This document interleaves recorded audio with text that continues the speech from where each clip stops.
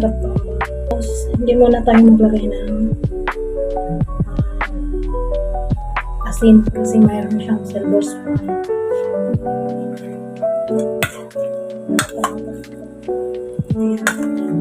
Masarap siya, gamihan talaga ng garlic. Matanggal yung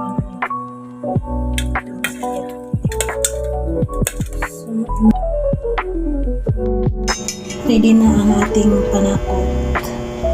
Ayan, ready na din ang ating marinate na hipon. Ready to cook na siya. Yan. Pag mawala, patuyuin ko muna siya. Siya igisa. Masarap kasi magmukbang ang akong palangga mamaya.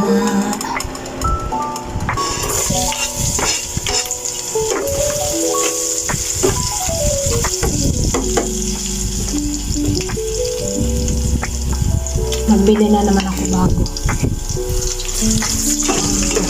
Ginger natin. Hindi na din natin sa mga sibuyas.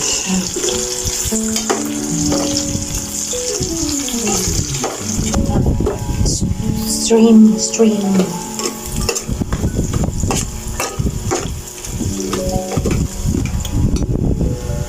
Yan, hindi ko pala na-on. Ang bihir. Nagyayaw-yaw ako dito. Hindi ko pala na-on. Medyo.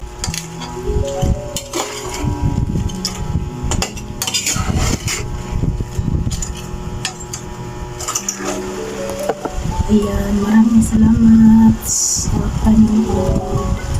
Sana hindi kayo magsawa. Ayan. Thank you sa walang sawang sumusuporta sa aking upload. God bless you all. Sa Echanix my vlog.